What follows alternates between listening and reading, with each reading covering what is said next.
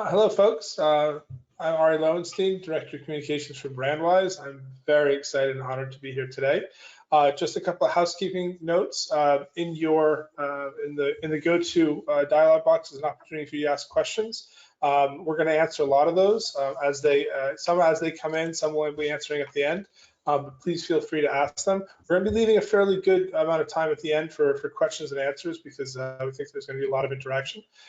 Quite briefly, I want to introduce the 5 people who are joining me here today, and then I'll allow them to introduce themselves. But we have Barbara Toback, Joel Slavin, Ron Petroff, Robin Kurt, and Debbie Dion.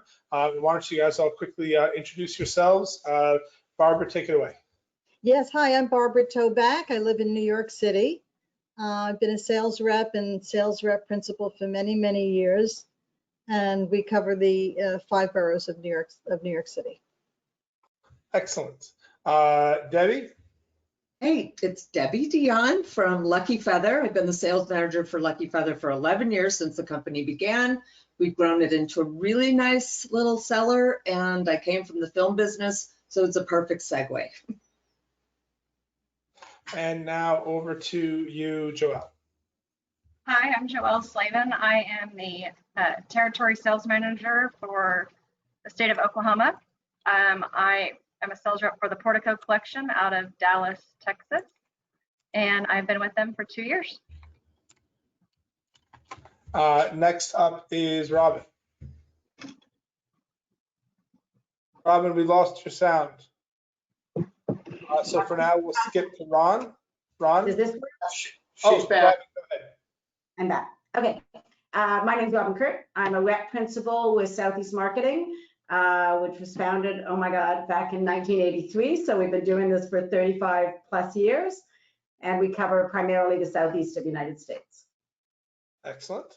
And Ron Petroff. Hi, I'm Ron Petroff, and I've been in the gift industry my entire adult life. I started using Brandwise tools in 2002 and have ever since in various capacities. And I was fortunate enough to convince Todd and Janetta to bring me on the team 4 years ago. Excellent. Thank you. So the format is we've sent out those 10 questions. Some of them we're going to cover specifically. Some of them we're going to get to kind of either in a roundabout way or I guess directly.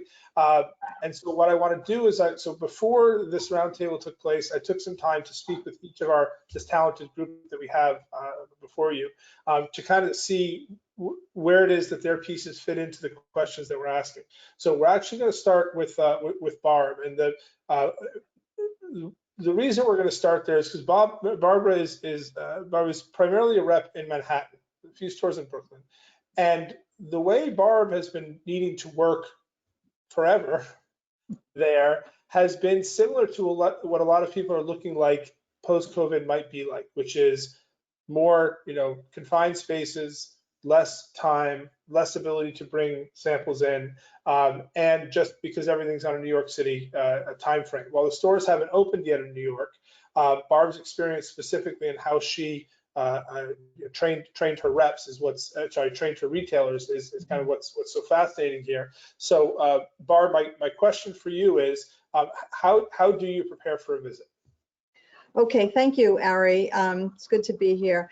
So let me just preface all this by saying many of you know our stores have been closed since the middle of March. So right now, and they haven't reopened yet, and right now they're sitting with a lot of inventory that they purchased during the January, February market. So, life is in the big question right now. So I'm going to reflect on how I normally prepare for a visit and how my retailers now are used to preparing for the visit.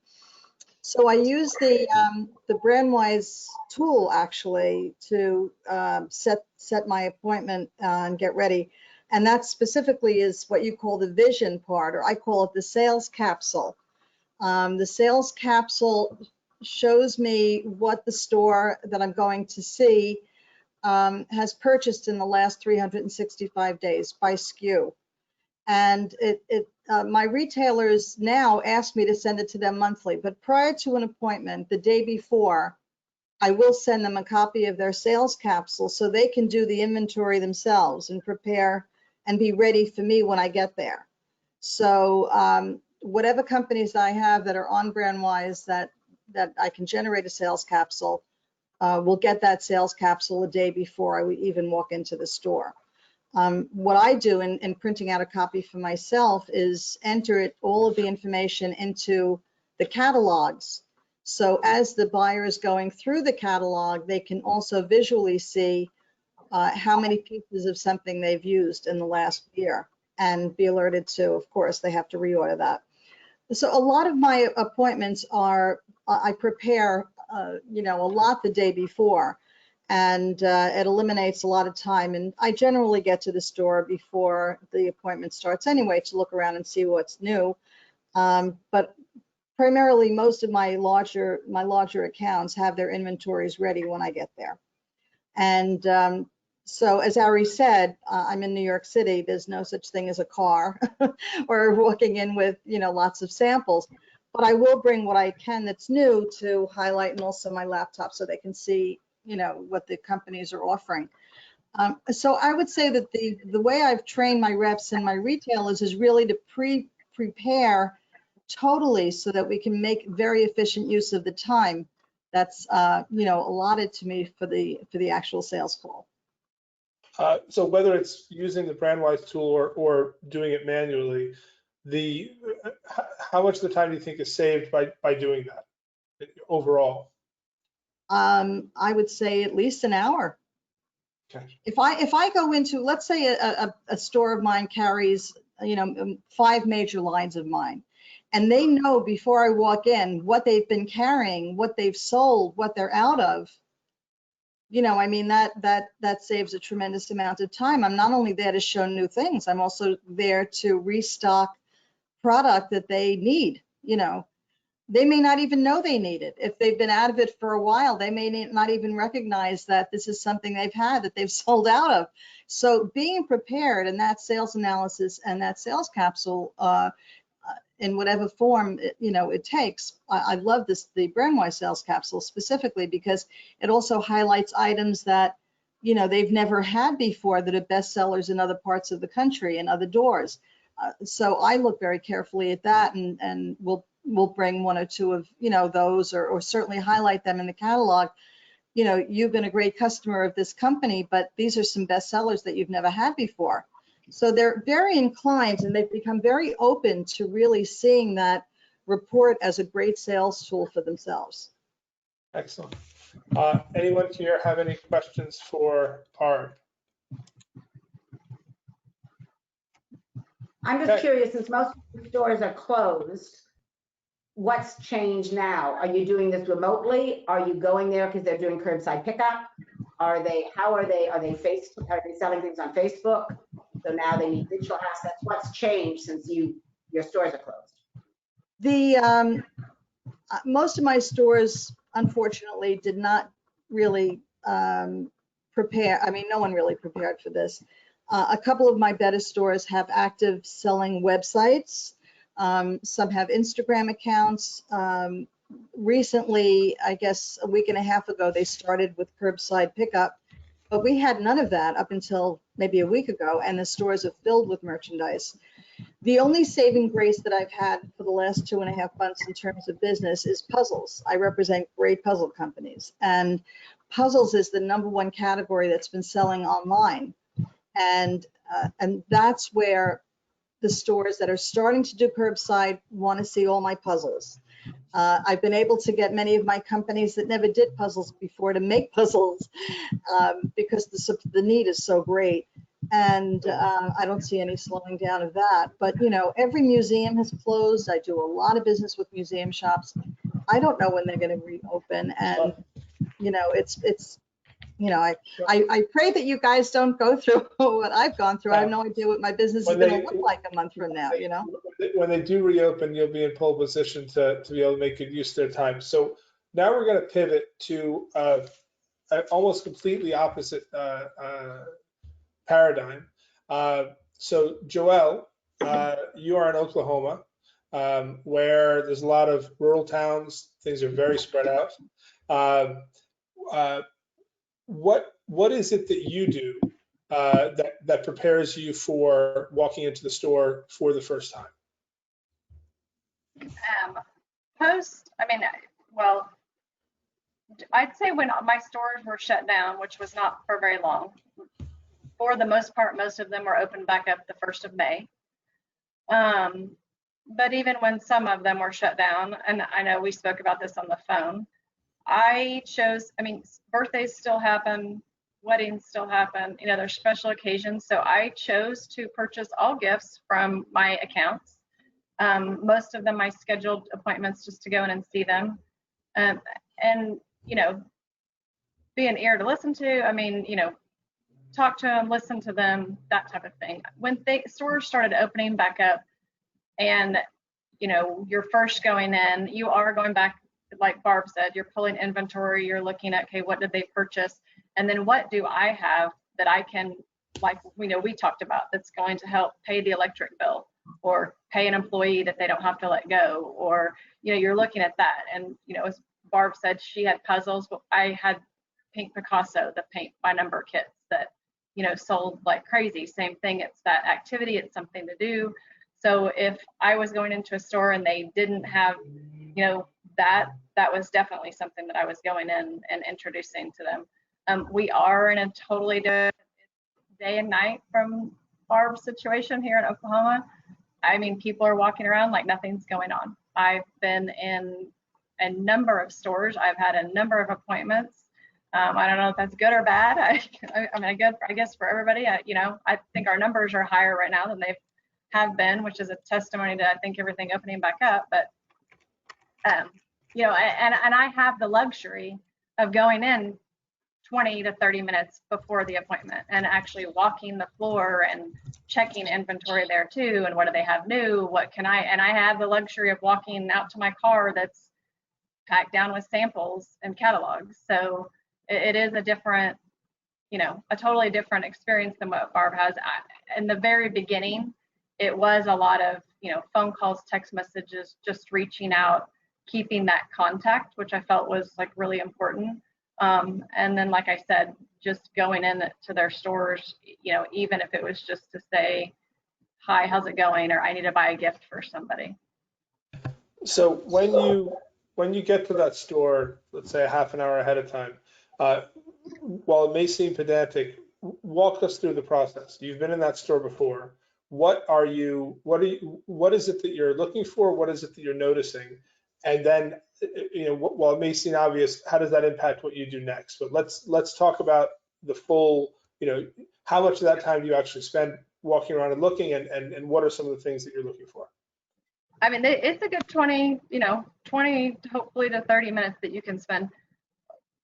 First, it's taking inventory on what you have in there. So what's missing, you know, what needs to be filled in. And for a lot of my accounts, like I just, you know, and you get to know them well enough that you do that for them. I mean, you're taking inventory and you're starting to work up the order for them. I mean, you know, that again, it's like Barb said, it's a time thing. It saves the retailer time, it saves you time. So doing that aspect, then the next part of that is you're looking at what have they brought in that's new, that's, you know, not mine, and what maybe then you're thinking about, okay, here's my line package, what could I maybe add in that might be a good fit for that or might work well with that, or, you know, looking at that aspect of things too.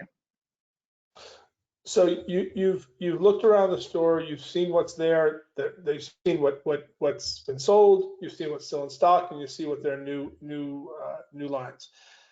When you go to sit down with them, what's the most important thing that you're accomplishing? Right now, the most important thing I think I'm accomplishing when we very first sit down is, how are you? How are things going? How have you made it through this? Again, I'm a strong believer in relationships with customers. I think there's, you know, that's one thing, people still buy from people, and I'm a firm believer of that. And I'm also a very optimistic person. So if I can feed any, you know, positivity or takes, you know, into this situation for them, that's my first goal. You know, the next goal is to go through, like, here's your inventory, you know, here's what I think we need to buy. And then if they've brought in something new, I always ask, like, you know, how's that line doing for you? I saw you brought in, you know, this, and this, and I'm very forthcoming. Like I want to, I mean, and at the end of the day, we all want these retailers to be successful, you know, so I always ask, how's it doing? You know, are you happy with bringing it in? And then go through like anything I have that might be new. So that's actually a lot of intel that you've picked up. It might be by asking specific questions, but you're kind of getting an overall holistic feel of where they are. This is what they're doing. This is what they're not doing. This is how they're doing. Have any of them communicated kind of any new plans that they have? Like, have you been able to get any kind of future plan information out of them? For the most part, you know, a lot of them are business as usual. I can't tell you how many. I've had so many of them that have said Christmas is coming. It will happen. And they are firmly believing that it will be bigger and better than ever for the fourth quarter. I hope it's true for all of them and all of us. You know, I do think to speak to Barb, most of my accounts, if they didn't have some type of an online presence, they created one, which I think helped for the most part, most of my accounts were able to do curbside pickup throughout this, which I think, you know, helped too. I think that continuing that kind of service moving forward and continuing with the online aspect of it, I'm fairly certain most of my accounts will still be prevalent in their business model. Okay. So we're gonna put up our first poll question. And by the way, for the group here, I am changing the order. Ron, you're gonna be up next. So here's a poll question. Since March 15th, what percentage of your active accounts have you spoken with? Now, if you want to interpret spoken as in you had an exchange with them by email or by text, that's fine.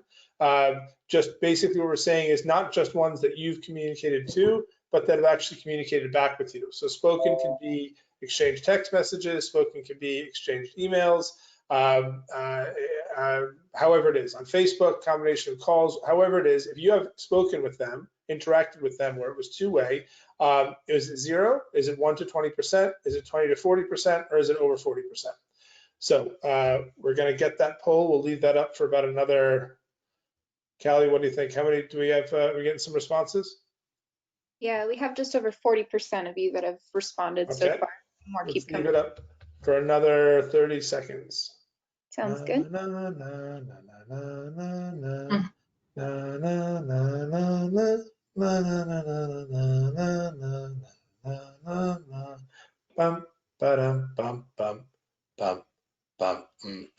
Okay.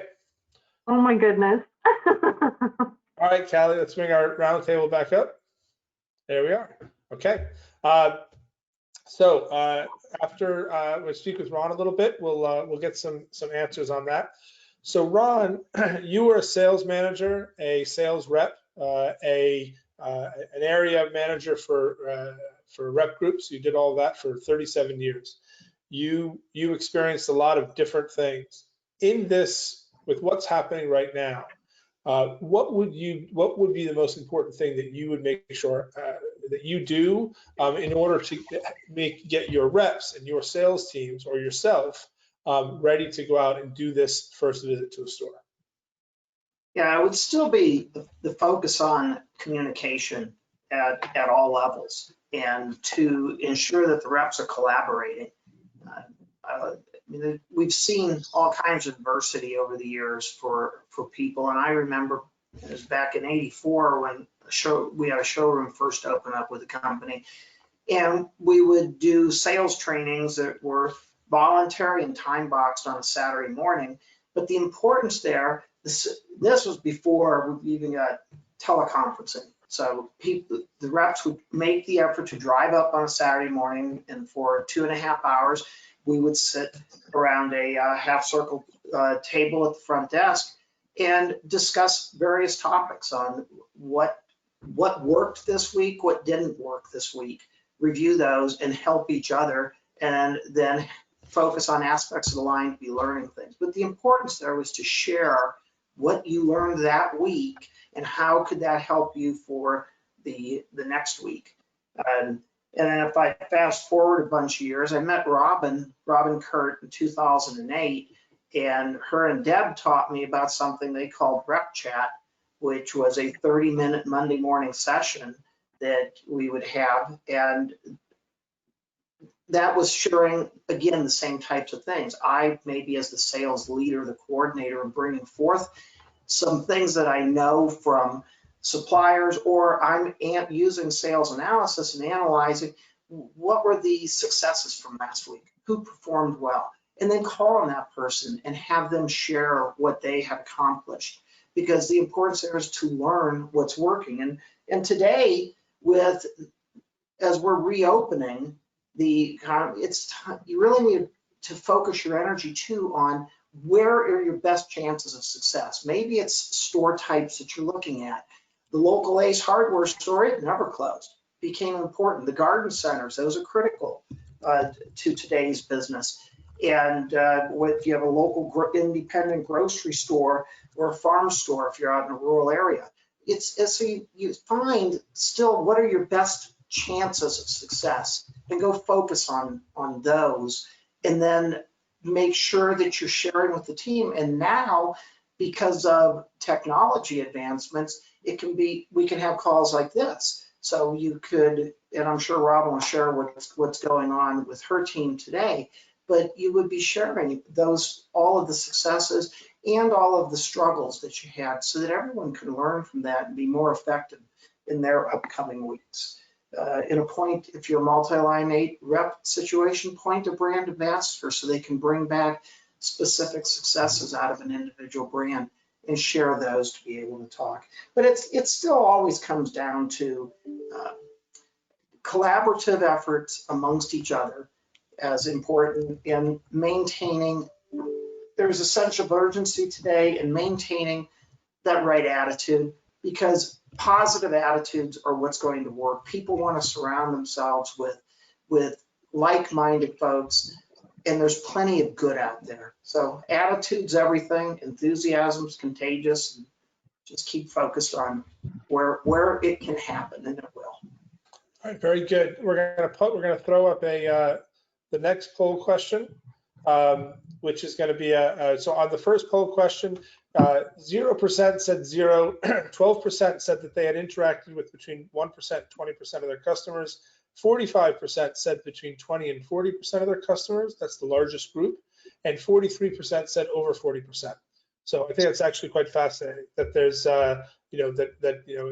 trying your best still. 57% of you that responded had spoken with 40% or fewer of your clients. So I actually think that's quite interesting.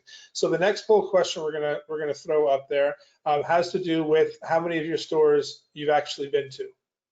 So let's get that one up here. Since March 15th, what percentage of your active accounts have you already visited in person? And Debbie, so you're ready, you're up next. Okay.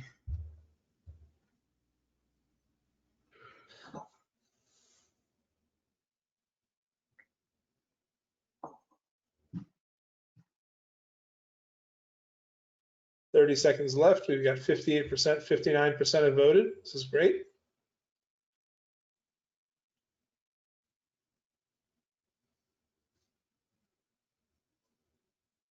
"20 seconds. And we have liftoff in 10, 9, 8, 7, 6, 5, 4, 3, 2, 1. Okay, so 25% of you have visited no customers. 68% of you have visited between 1% and 20%. So that's the most of you. So 68% of you have visited up to 1/5 of your customers.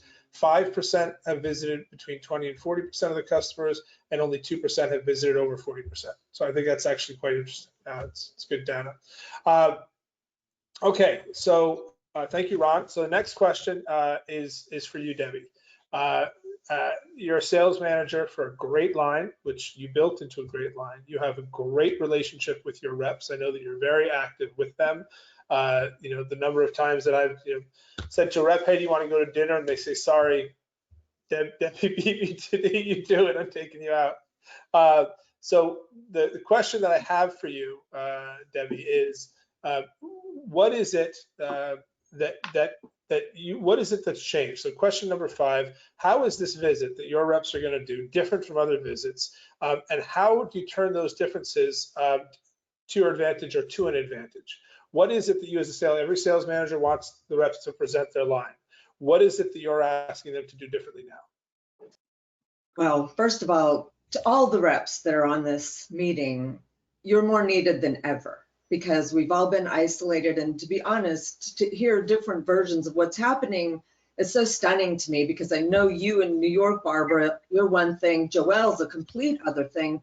And so I'm realizing that maybe what I'm experiencing like here in Los Angeles is such trauma, and we haven't even gone through it, but it's really crazy. And I think a lot of the stores have been very traumatized. I mean, they really have.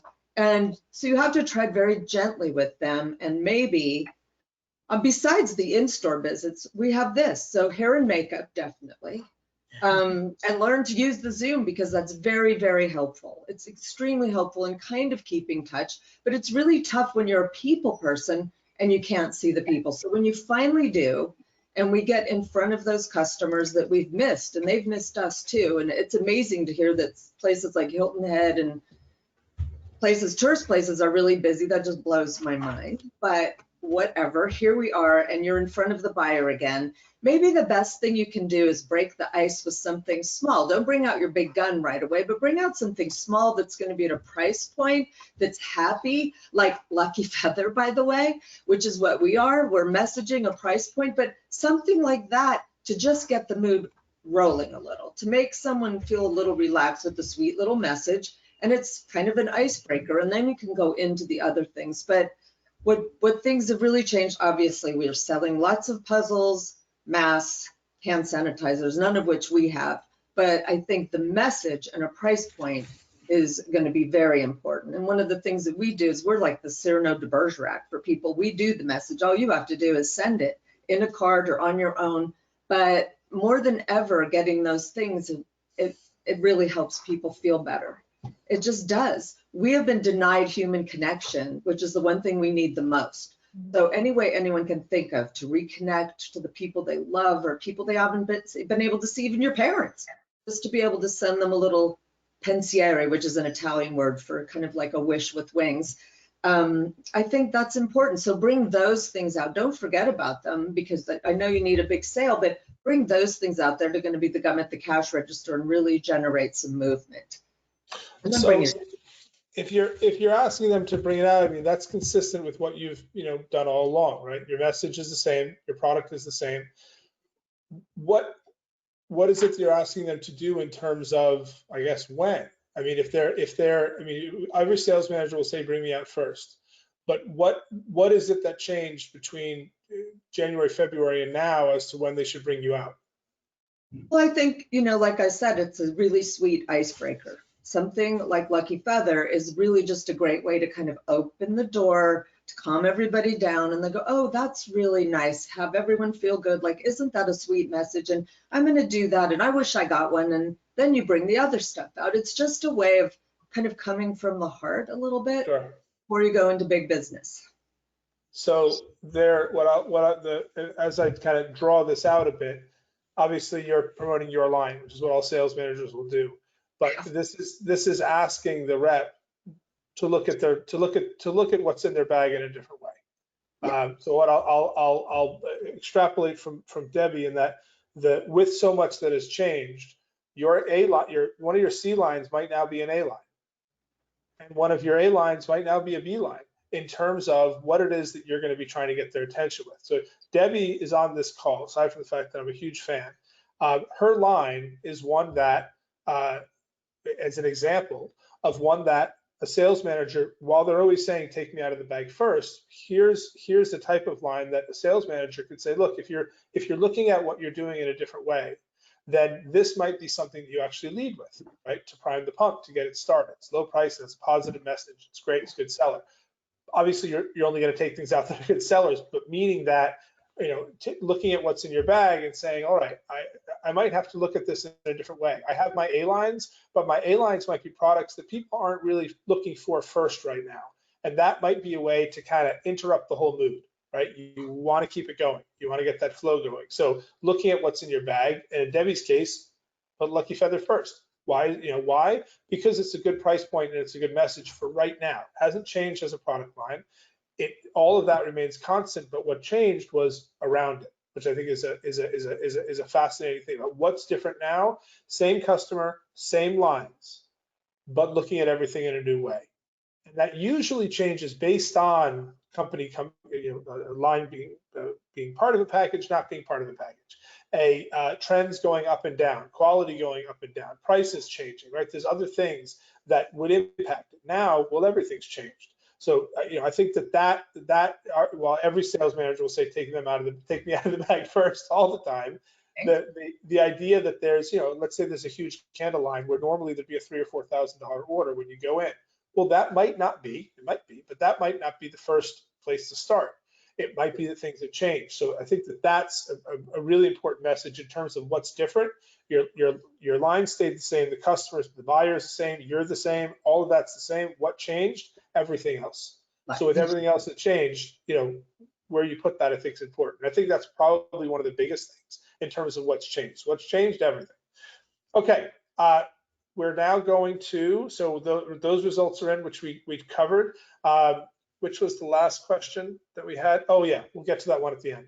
So Robin, I saved you for last for a very specific reason.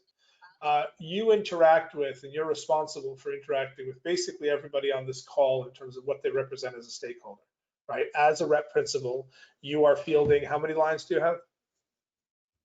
20 plus. Okay, 20 plus. So Robin has 20 plus lines. She runs an incredibly tight ship. She has excellent sales reps. So she is maintaining relationships with sales managers, Debbie, not her, but as an example. Obviously her reps, as well as making sure, looking at the overall strategy. So my question for you, Robin, is going to be a fairly general one to begin with. But what has been your strategy when you're looking at, assuming that, because I know that you fall in the category of having spoken with your reps have spoken and interacted with a high percentage of their clients, and that you have an active online remote process, which you certainly can get into. But talk to me about your philosophy, your approach to this question, to this new scenario of going into a shop for the first time. Okay, so strategically from the very beginning, our whole thing was stay in touch, don't go dark. And staying in touch means different things to different customers. It has to meet that customer's needs, has to be, so staying in touch has been sending emails, faxing, calls. There has been, we've spent more time on the telephone in the last 3 months than we spent in ages. People really want to talk. So now we're starting to get out. So the first strategy is know your territory. I have a huge dynamic range. So my Miami rep, the Keys is closed. You're not allowed to go to the Keys, period. It's in quarantine, the entire area. So for her, it's like, okay, let's isolate your top 25 essential service customers and focus on those, because you can't go down to the Keys. So she has a different, you have to know your territory very well. It is true what you said, that the tourist areas, my Hilton Head rep, Outer Banks, my Outer Banks rep just did a trip through the Outer Banks is open. Myrtle Beach is busy. Gatlinburg, Joan was in Gatlinburg last week and she said, I was having trouble social distancing. It was quite nerve-wracking. Anyone who seems to have gotten stimulus money was in Gatlinburg spending money. The other side of it is Fifth Avenue in Naples is dead. Okay, that's a very upscale neighborhood. That's a very upscale area. Right in the heart of downtown Naples. We've got a couple fabulous stores there and the restaurants are closed. The upper 1% are not shopping. They're in their second home social distancing. I don't know what they're doing, but they're not walking Fifth Avenue. So we are seeing all of it. So if you're going to an area, so the first thing is I speak with each rep, say know your area, be in touch with your customers. They know, oh, I just spoke with Priesters, they're open. I'm gonna go see them next week. And then when you're in there, you need to look, drive around the town, see who's open, Find out who the hardware store is. If you're not in a, hopefully we've already identified all of those and we're in a relationship with those. You need to do the intel online. You need to be, you know, on people's Facebook page. You need to be going to their website. You need to find out if they have a sign up that says we do curbside pickup. But then you need to just physically go to the areas and see. A couple weeks ago, my Georgia rep, who does Northern Georgia, she said areas are opening up. So she says, I just know my territory. So I picked a town and I went to this town on Monday, this town on Tuesday, this town on Wednesday. I had identified and spoken with the 1 or 2 key accounts that I knew in that area that were my strongest accounts that were open, or if they weren't open, they were doing curbside pickup, or they wanted to meet with me anyways to see Christmas. And then she said, and I just looked. And once I got there, I sort of found out who was wearing masks, who wasn't wearing masks, who had signs about we're doing Facebook appointments, call me. And then it's a ton of intel. Every appointment takes longer than it normally does. You're on a fact-finding mission. You have to find out what they're doing, what they need. It is relationships first, as you said.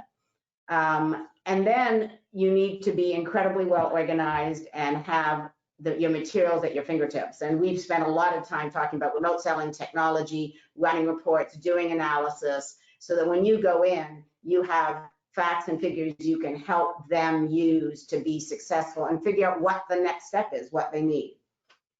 In terms of buying habits, things that I'm seeing are everybody's kicking the football down the field. Nobody is thinking about pre-book for 2021. Maybe I'm missing somebody, but our customers are just not there. They don't know what their cash flow is. They, you know, there's so many unknowns. So they're looking for security. They're looking for things they know will work. Obviously, what kept us alive the first month was sanitizers and face masks, but now we're moving beyond that, fortunately. They did buy some patriotic product. They did buy some Father's Day items. There is curbside pickup. Mother's Day still existed. And now we're going into the next stage where people are wanting to see new and willing to buy into the next quarter, but they're being very cautious. It takes a lot of intel. You have to be curious and ask a lot of questions and start every call with, I'm curious, how are things going for you? What's working, what's not? What do you need? How can I help you? And that's what I would, so that's sort of how we're approaching that. And then in terms of masks and sanitizers and your responsibility. We're going to ask a poll question, and then I'll start with you on that one. But before I want to just visit a little bit about question. Okay, so question number 4 about how do you make the most of visiting that town or region? So you had mentioned that they're looking at the hardware stores. So the idea there being you're going to a town, you have your stores that you call on. The world's changed. See where you see a full parking lot right now, and see if it's a question of pivoting, or and it might be different lines, might be the same lines, but that's that point about making the most of while you're there. There are some new Brandwise tools. I'll just throw in a little plug. There's Vision 360 for iPad as a mapping function, where when you're actually out there, there's some tools there to help you find some of those stores that are within your agency's database. So that kind of thing is, I'm here now, what's around me? There are some tools for that. There's probably a number of others that Ron would have mentioned along the way, particularly some tools for Joelle for preparing when you go into an account in terms of, generating those reports out of play. But what I wanted to do right now is just do a quick segue. There's 2 more polls we're gonna do. One of them was sent in to us by, I believe, Lynn, who wanted to throw up a poll about how many stores are open. So Callie, if you can throw, actually, if you can throw up the mask question first, Callie, and then we'll put that question in towards the end. But we want to have a question about masks. So there's a mask poll that's going to come up now that's going to ask you, in regards to wearing a mask during a sales call, do you plan to not wear a mask at all, wear my mask from when I walk into the store until I leave, wear my mask in the store, and then assess the situation? Proximity to other people, what the general vibe is, and so on. So if you can start answering this question. We have 47% voted, 53%. This is fantastic. 55%. Keep those votes coming in.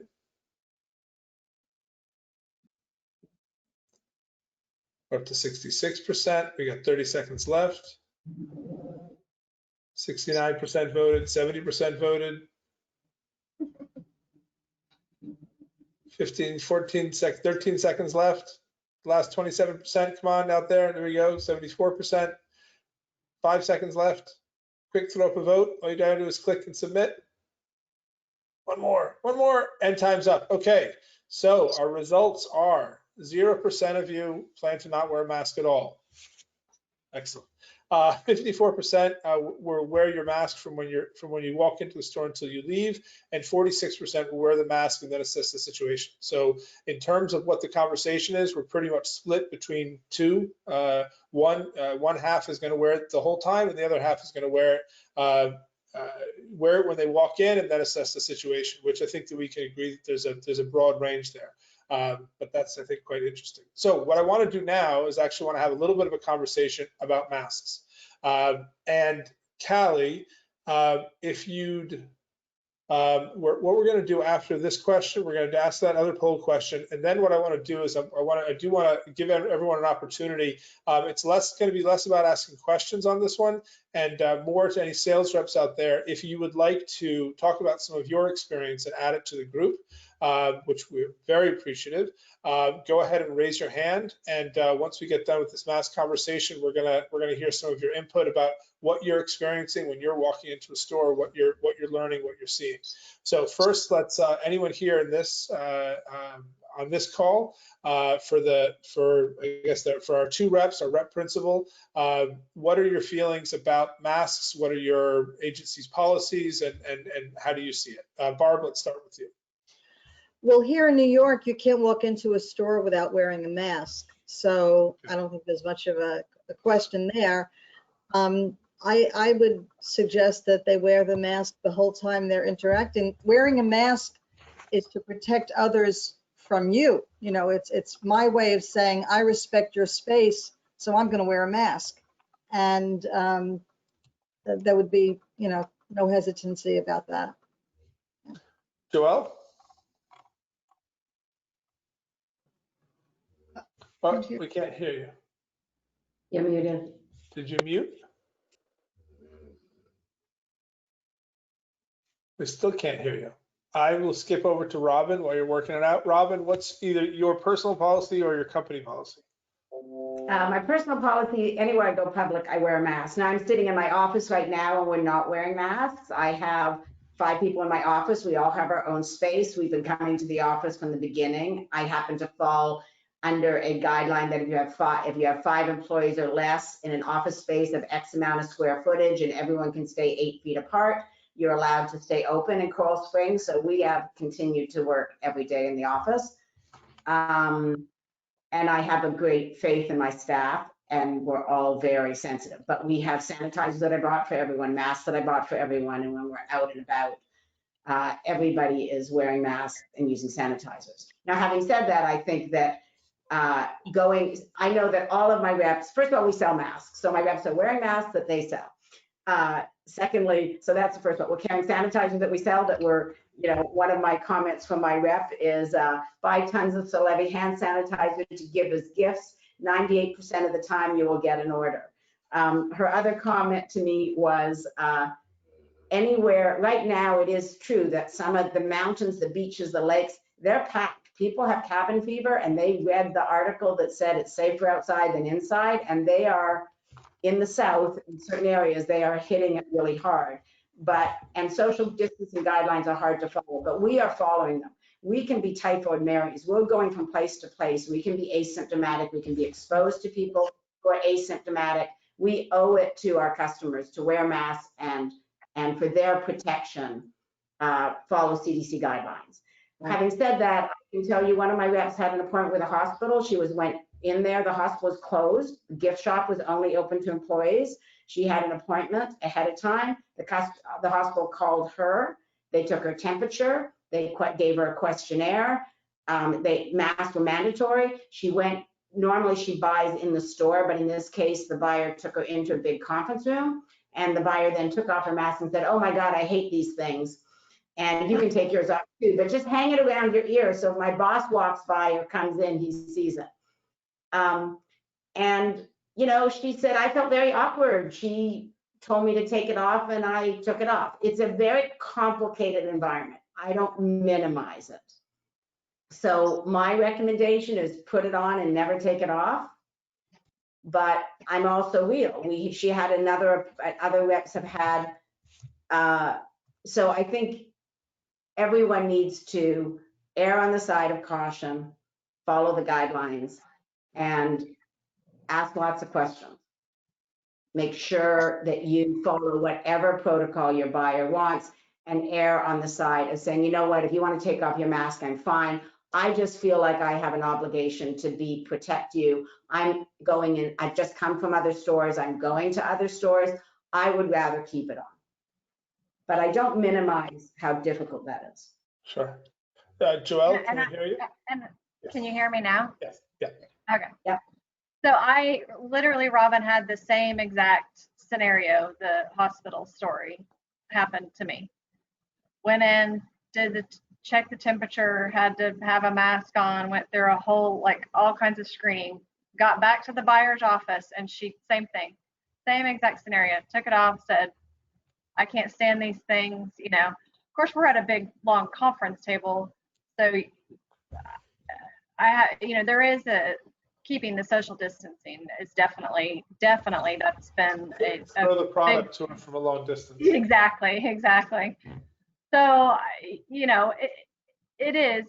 Most of my customers, if I've reached out to them, or, you know, and we sell them too, so masks. So I always have one of, you know, lines that I have with me, always in my pocket. For the most part, I walk in wearing one, but I'm baffled by how many stores here in Oklahoma that neither the people in their shopping nor the people working have them on. So it's kind of a gauging type thing, and it is I think it's a learning curve for everybody about what you feel comfortable and not comfortable doing. And there are several, for the most part, I reach out to customers if I have an appointment with them and ask prior to going, you know, are you requiring, you know, I will have one on, kind of that type of thing. But I do think it is store by store. Ari, the sad thing about it, if I can just make one little comment, is that it's become a political thing, and it's not. Yeah, it's science. It's science. Our lives. Well, what's great is nobody answered, I'm not wearing a mask. So that's great. That's good. But the people out there that are not. I had an interesting conversation with my reps today who's in Pinellas County, and they've had a big spike. And so it came out on the news this morning that they're thinking of making masks mandatory. And one of her very best customers called her, who is sort of a conspiracy theory person, and got quite sort of intense with my rep. And my rep said something interesting. She said, you know, 2 years ago, I went to Japan with my son, and everyone in Japan wears masks. Like, there was no pandemic. I was in Tokyo, and they just wake up in the morning, put on their masks and go. They're in very tight, you know, there's millions of people in Tokyo. There's very dense population, and it's just sort of part of the culture. We don't know how this is going to get integrated into our culture, but the reality is the science behind masks exists. It's used all over the world. And, you know, and the people you protect the most are the people who you are exposing yourself to. You don't want to bring it home. I thought that was interesting what she brought up, and I thought that was nice to sort of take it out of this arena and say, you know, people mask for years, it's just new to us. So I want to throw up the last poll question, which is one that came in on a suggestion that's going to ask how many of your stores have started to reopen. And I'll let you interpret what reopen means. If that's curbside or online, I'll let you make that definition. 0, 1 to 20%, 20 to 40%, or 40% or more. So let's see, we've got already up to 30% have voted. This is fascinating stuff. We're at 47%, 48%, 55%. Staying pretty consistent. 30 seconds left. 61%. Come on, get your vote in there. 20 seconds left. Done. Stay very consistent as these votes have come in. 68%, 10% left, 10 seconds left. If you haven't voted, please vote. We got 69% of the vote in 2 seconds, 1 second. Okay, so the results. Everybody has some stores that are open. 13% are under 20%, 20 to 40% are at 28%, and 40% or more have opened to 60%. So I guess here we are. Okay, so where I want to go now, some people have their hands up. So it's not necessarily about asking a question, it's just if you want to share your experience, we're happy to have it. Callie, it looks like Margot Green has her hand up. That's not intentional. Her hand keeps going up. You okay. have a question for the reps and rep principals on the call with us today. From Karen at Compendium is asking, what would you like your vendors to share most with you and your sales managers right now? Would this be reports, COVID bestsellers, top verticals during COVID, general support, or other? I can answer that. COVID bestsellers. I want to know what's in stock. I'm only interested in selling and presenting things you can ship. We need digital tools. We need good lifestyle pictures. We need social media materials. We need, you know, I don't judge. Yeah, that doesn't surprise me about the zero people have been out versus 40% being out. I have reps who have not left their house and who are being incredibly productive and cannot believe what they get done at their desk. And they are working longer and harder hours than they ever have. And they're extraordinarily skilled with digital tools, with emailing, with making PDFs, with sending, with texting pages out of the catalog, all kinds of things, working on our website. There's no right or wrong way to do it. You have to look at the customer. You've got to look at the geography. You've got to, there's such a dynamic range right now of what we need to do. Every rep needs to be a Swiss Army knife. And you have to have this huge toolbox, and you got to know how to use every tool in it and use it well and fluently. So we need from our vendors tools. We need videos of new releases. We need, get us data in concrete, visually appealing, digitally sophisticated ways. That's my pet peeve. And give us good stimulus packages, simple, clean stimulus packages that you can afford, obviously. Everyone, that's a big challenge. And I can speak because I represent Compendium in Oklahoma. And so Karen, to answer your question, Karen's already done what basically Robin said. They sent us an amazing videos to share on our Instagram, videos that we can share with customers, lifestyle pictures. So that was very appreciative and helped a lot. So yay, Karen, you did a really good job on that one. I can speak to I would agree with Robin. Definitely, you know, what's in stock, which again, you all do a great job of sending that to us. But I think what's sold well during this across the nation would be interesting to see. I'm sure it's probably different for different areas, but I definitely think that would be something that would be helpful. Barb, what would you like to say? I'm sorry? What was the question? So the question is, what kind of reports or what kind of assets are you looking to receive from your vendors and sales managers right now? Yeah, well, the most important, I mean, so the extra dating now. I mean, my stores, I have one manufacturer who will only ship by credit card now, and you know, since COVID started. And I have another manufacturer who gave net 120-day dating. So it's all really based on what the company can afford to do and what they're willing to do. But my stores now, really, in my area, they need all the help they can get. As I said before, I don't know who's going to survive this in my territory. But I'm booking. Another company did a very clever thing. They put together bundles of merchandise in a PDF form that's great that the stores can just put up on their website. So rather than have a small one unit sale, or for these stores that don't have the ability to put attractive packages together, this one vendor did it for us and created bundles of merchandise that retailed anywhere from, and they were also able to ship directly to the consumer on behalf of the Sure. retailer.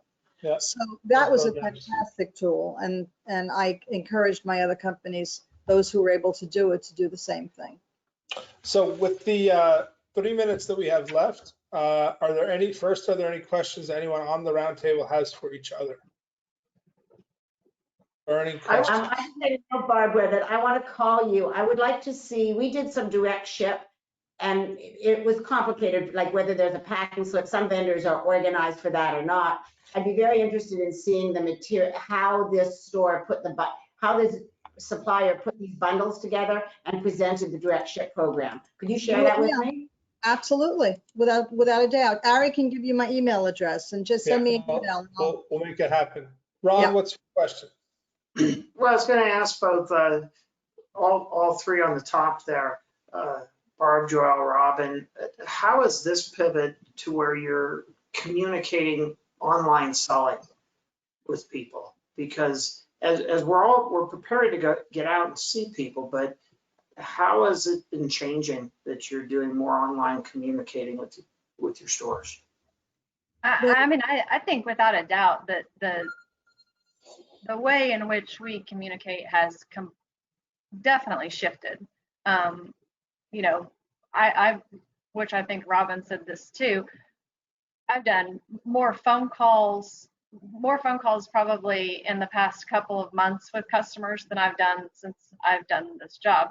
But when you know, I love going in stores. Like, that is my absolute passion. I would rather be in someone's store in front of them, having a conversation with them, than sitting in front of a computer any day of the week. So, you know, with that said, I think that when you can't do that, you do have to there has to be some other way. You've got to find other tools to communicate. So I think texting, emailing, social media became, I think, even more prevalent than ever for both as sales reps and as you know, customers. I think putting things up on their, you know, social media. This is how, I mean, but like I said, most of my territory was able to offer curbside pickup, so social media was a huge push for them to get customers out there for, you know, that type of thing. I definitely think there was a big shift towards using and it was different for each customer. Some customers I knew I need to text this person. They're not going to check their email for days. Or other customers I was like, I need to call them. You know, I know they'll sit and talk to me. And other customers, it's like, okay, you know, and that's a you've built a relationship with that person over however long, and you know the best way to communicate with them. So with that, just as a follow-up question, you've been to 40 of your stores? That's what I think you mentioned, around 40? Right, yeah. When you saw them, right, with all of the outreach that you've been doing before, I guess I don't want to ask what percentage, but how important do you feel it was, aside from the outreach of how are you, but the actual remote exchange of content, right? That's happening. How important was that? You know, or did you get at least some that said, "Hey, thanks that was great," or that you were able to continue a conversation from what that content had been? When I went into the stores, or prior to going in, or going in? Went into the store. Oh, they're yeah. like, it's been so great. But oh yeah, I mean, and again, like, I go back to even when they were closed. I mean, part of that that falls in that 40 was, you know, I purchased all my Mother's Day gifts, birthdays, you know, so that I'm counting that as going into their stores. And I was there as a customer really to them, but then also it was, you know, the irony in that is when you're in there, and there was a store in downtown Yukon, a town in Oklahoma, and I've been there and I'm buying a birthday present for a friend. I've made an appointment. Well, I start talking to her. We're walking around her store and I'm like, you know, your patty wax display looks amazing, and you know, you've done a really great job. And so we get into, she starts saying, yeah, you know, I really think I'm going to kind of get rid of this other line, and I really want to go big into patty wax whenever we get open back up. having that, that's the personal, that's the building the relationship. And while there's not, I looked at those small trips like that, you're not walking out maybe that necessarily that day with a sale, but you're opening that door, you're having that conversation, you're, talking about what will work after this, what won't work after this, like Robin said, what can I do to help you? Like, what do you need from me? And it might not be that day, and it might not be in a month, but it'll get there. And like I said, I'm a firm believer that this business is all about relationships, and like Ron said, positivity. Harry, can I say something about the 3 stores that got together and created that shelter? Sure, that's a nice point. Go ahead. This is a great story, and all of us reps can be a part of something like this. There are 3 independently owned retailers that know each other from the trade stores, etc. And they got together and formed a not-for-profit called Shelter and Play. And they took some of their old inventory, or inventory that they knew they would normally put on sale, and donated it to shelters, homeless shelters around the city. That's and great. So when I heard about this, well, I also, donated financially to each of those stores, because obviously I wanted to help them. But I also put together 3 huge shopping bags filled with samples that I knew I wouldn't be needing. And one of them came over and picked them up. So here were 3 retailers wondering what was going to happen to them through all of this, but thinking of those less fortunate. And that really, touched my heart.